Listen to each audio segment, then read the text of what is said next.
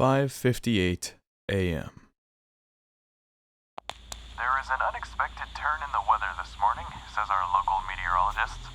Instead of seeing a warm day, we are getting a snowstorm that sources are saying could turn into the storm of the century. Dad turned off the radio, grumpy as hell this early in the morning.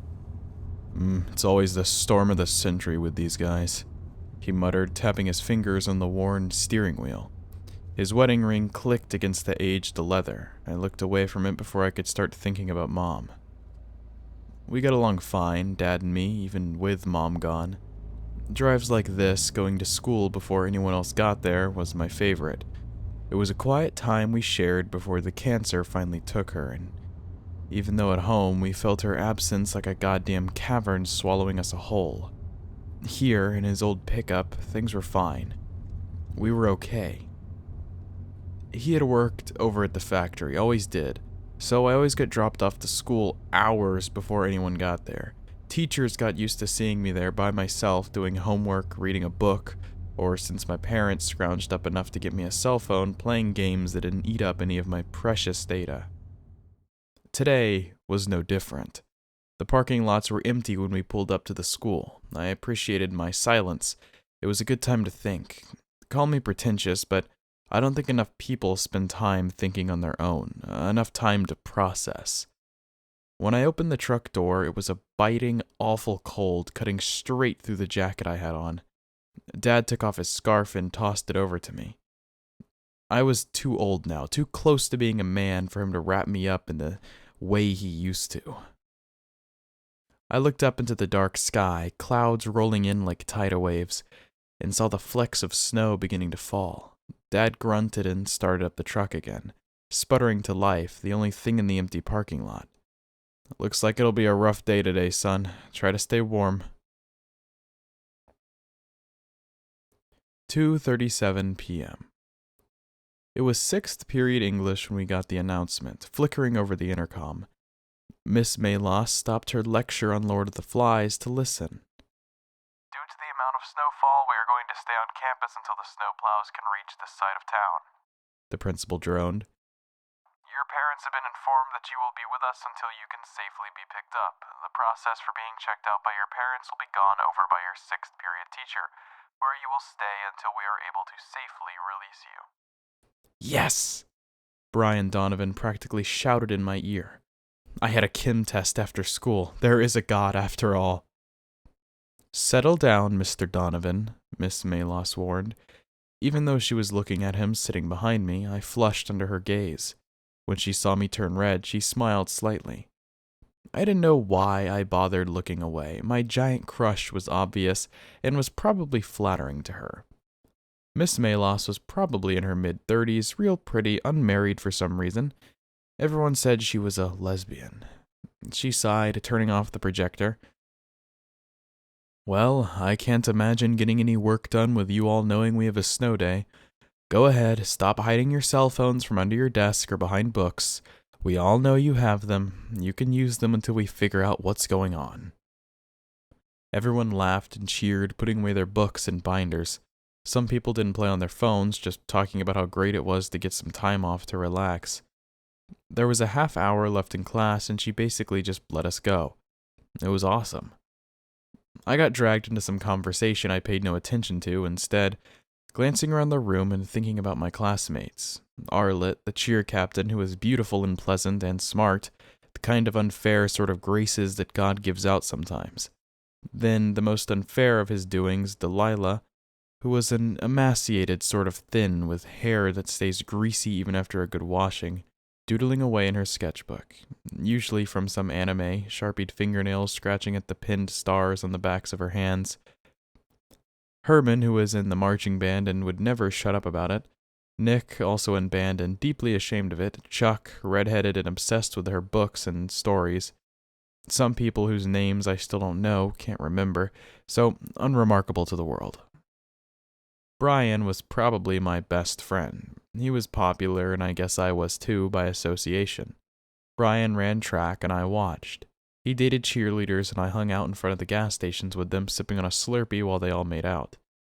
He was a pal and the most annoying human being on the planet. He smacked me on the back of the head as if he read my mind, offended. You paying attention at all, Davy? Nope, I said, shoving him off me. A group of girls sitting around us laughed. 4:13 p.m. The lights above us flickered, stopping all the conversation in the room. It's been an hour or so after the end of the school day. The outside world was wrapped up in darkness and snow, the light gone, even though the sunset wasn't for another few hours. Everyone was unnerved by the sudden quiet. Delilah looked up from her sketches for a moment, then looked back down, apparently undisturbed by the quiet disruption. Huh, spooky, Miss Maylos deadpanned, rolling her eyes. A few people chuckled, easing some of the tension. What, you pussycats afraid because of a few flickering lights? She smiled. I always liked her, even when I was a kid. Before my brother graduated, she was his teacher. She was always nice to me, called me cute when I was 7. Guess that's all it really took. We're not supposed to be here this late, you know, Chuck said in a hushed voice. Everyone turned to look at her. Nobody is supposed to be here after hours. Why not? Brian asked, obnoxious as ever. Because of the witch, dumbass, she snapped. The one who lives in our school. Brian paused for a second. That is the dumbest fucking thing I've ever heard. Language, Mr. Donovan. He's right, though, Arlene interjected. What do you mean, a witch that lives in our school? That's insane. Chuck shook her head. No, really, it's true. I read it in the library once about the history of the school. It used to be an unholy place that witches worshipped and practiced dark magic. They used to perform sacrifices right here, where the school is today. I suppose if you want to tell scary stories to pass the time, I'm fine with that, Miss Maylos said, checking her watch. I'm gonna go see what's going on with the other teachers. The phones aren't working, probably because it's after hours. I'll let you guys know what's happening in a bit.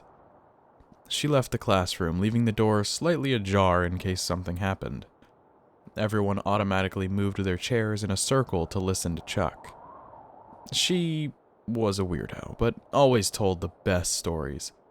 With our phones running low on power from playing on them for the past few hours, it was the closest thing to entertainment we could get. The only person who didn't scoot over was Delilah, still drawing away. It was creepy. She was creepy. The lights flickered overhead again, and Arlet drew closer to me. Brian wagged his eyebrows at me, and I threw an eraser at his head. Chuck cleared her throat.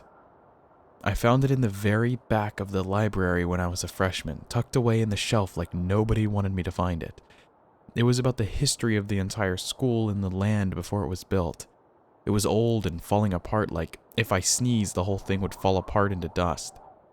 I was really careful when I started reading it. It turns out that there was a colony here back in the 1700s. It was quiet and good, all God-fearing people, and they prayed every day that the winter would be kind and that the snow would not come. But it came every year, wiping out crops, killing livestock, and oftentimes taking the lives of the colonists. Still, they prayed. After years of things happening, the town elders started to wonder. Why was this happening, even after they prayed to their God? Because they touched themselves at night, Brian snickered. Arlet gave him a dirty look and he stopped. They realized that it was because of a witch.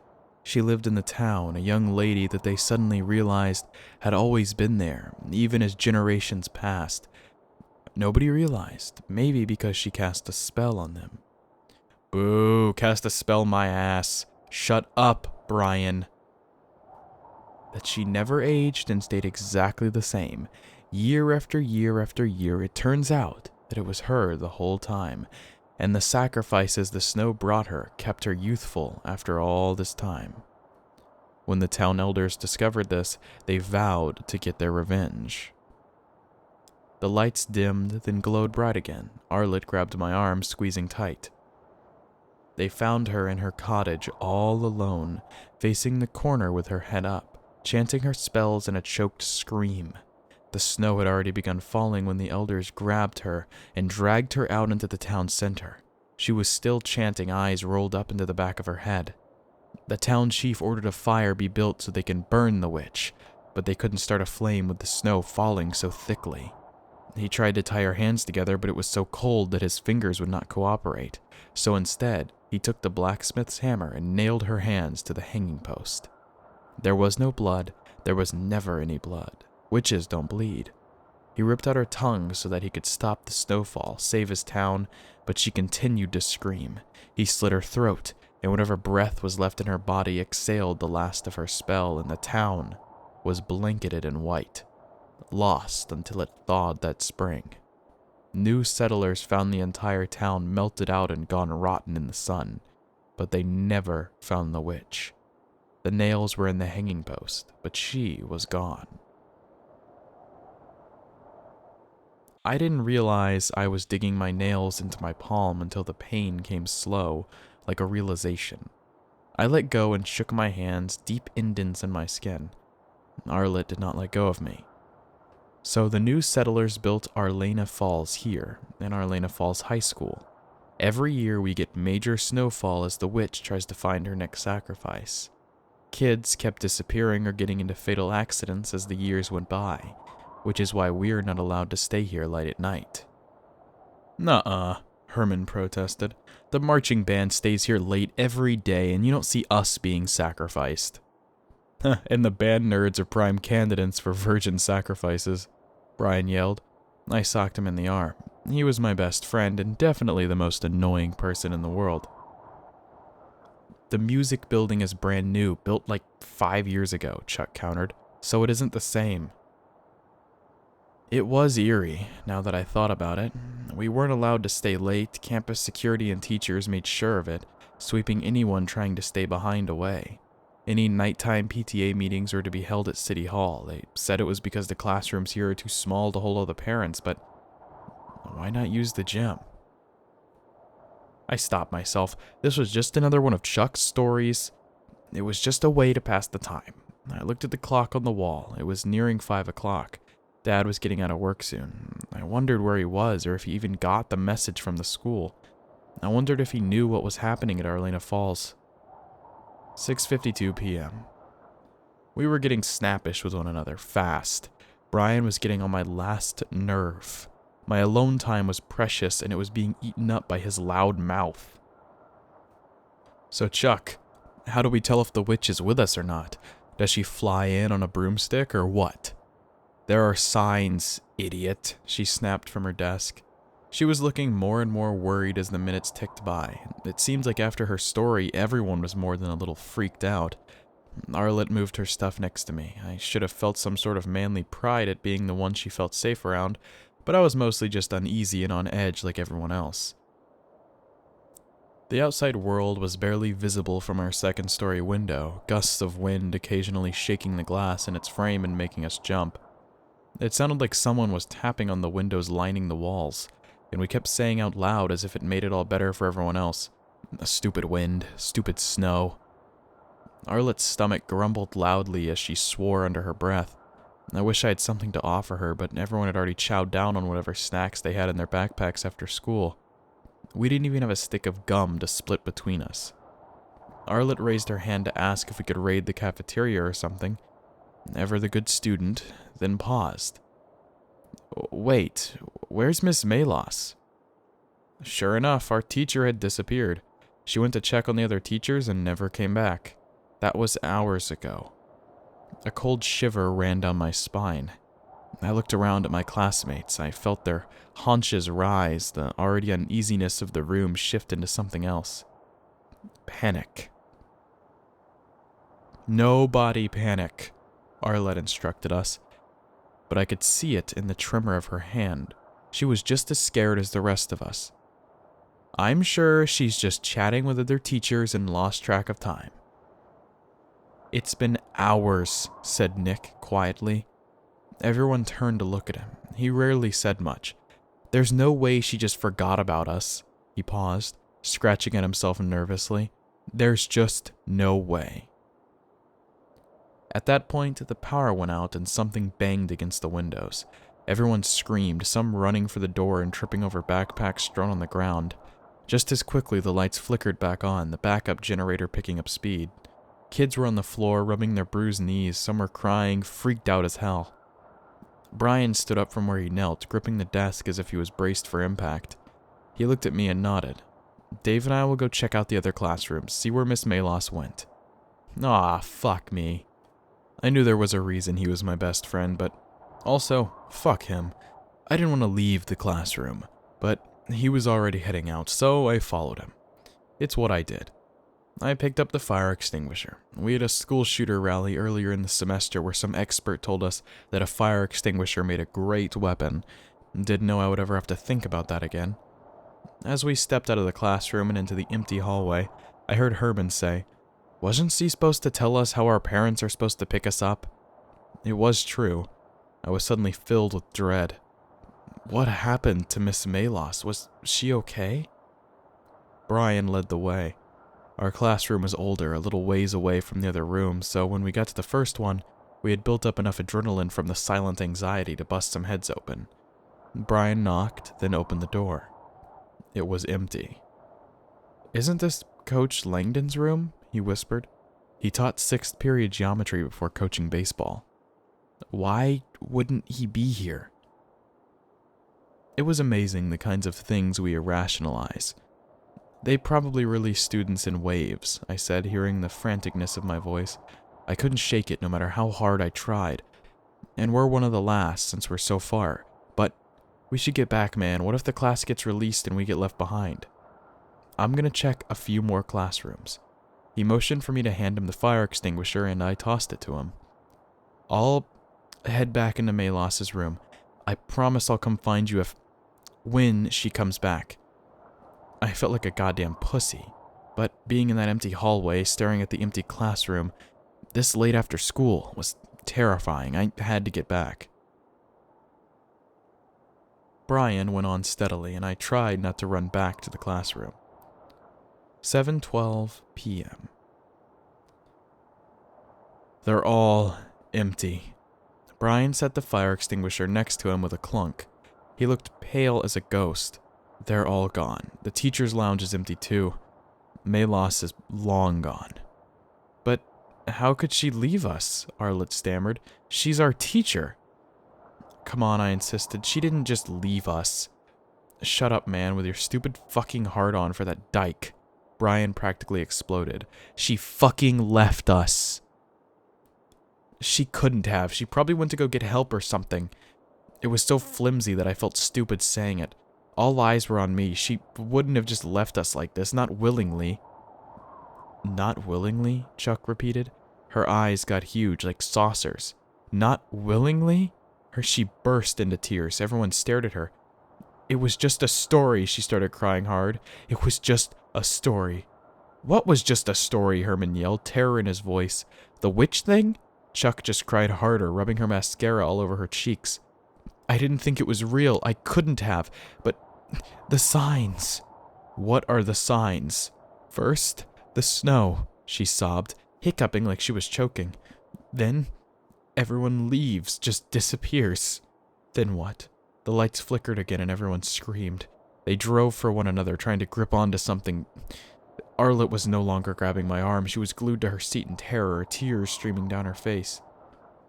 The witch will appear as one of us. A deadly silence fell over the room, the kind of silence only a snowstorm can bring, oppressive and implying something terrible. Brian swallowed audibly. How do we know who the witch is? This is stupid, I tried. We're just freaked out. There is no witch. Chuck said it was just a story she made up. No, I read it. The book is in the library, she continued to weep. I found it when Miss Malos assigned Lord of the Flies. It's right there in the back. How do we know? Brian shouted, commanding the room. I fell silent, watching him pace around the room like an animal. Come on, Chuck. How do we know? When she kept crying, he walked up to her and grabbed her shoulder, shaking her hard enough for us to hear her teeth clicking. Chuck! She's quiet, not the first person we'd think of. Quiet. Not the first person we'd think of, so we all thought of the same person.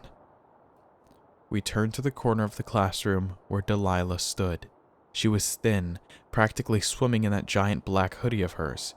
She was always quiet, hidden away in the background. It turns out that it was her the whole time. She stood there, petrified, staring at us. What? She couldn't even finish her sentence. She raised up her hands as if to protect herself. In the center of her palms, dark circles, stigmata, like she was nailed to a post by her hands.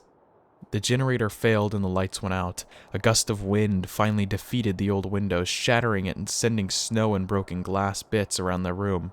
It was chaos, screaming.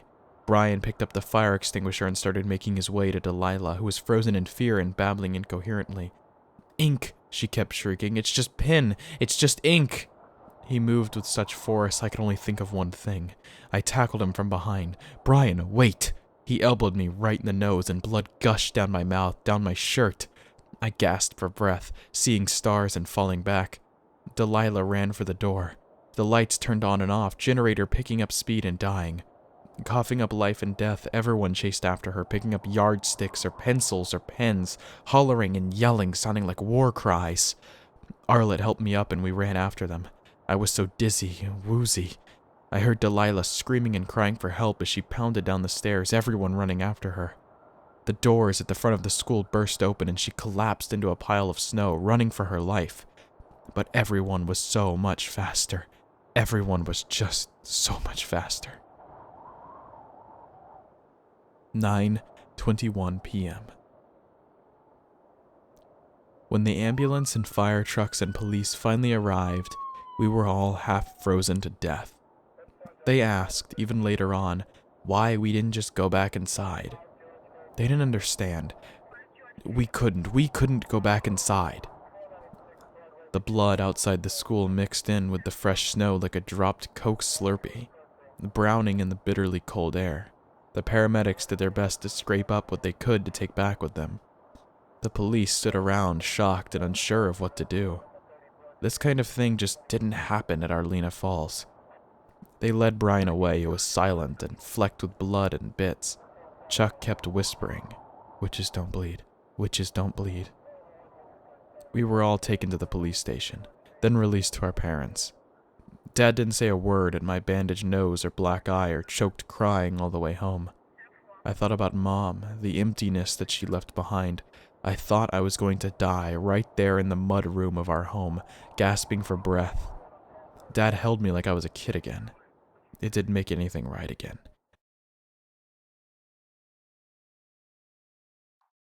Accident at Arlena Falls High School leads to fatality by Selena Lamb. When the storm of the century hit Arlena Falls, a greater tragedy occurred when a student, Delilah Chapman, was killed in an accident in the school's courtyard. Sources say that the student in question was well liked by her classmates and was considered a good friend. They say the straight A student was quiet and never caused any trouble and was a valued member of the school population. The accident occurred when students were left behind when the school lifted their snow day lockdown. In a strange occurrence, students did not check their cell phones to see that lockdown was finished and that they were free to go. School officials say that the teacher of the students left behind, Miss Helena Malos, is currently on paid administrative leave, while the district investigates. Miss Malos has been a member of the school's faculty for 37 years. Flowers and condolences can be sent to surviving members of the Chapman family. Her parents, John and Sylvia, at 4237 Rockwell Drive. For more information, subscribe to the Arlena Falls Gazette.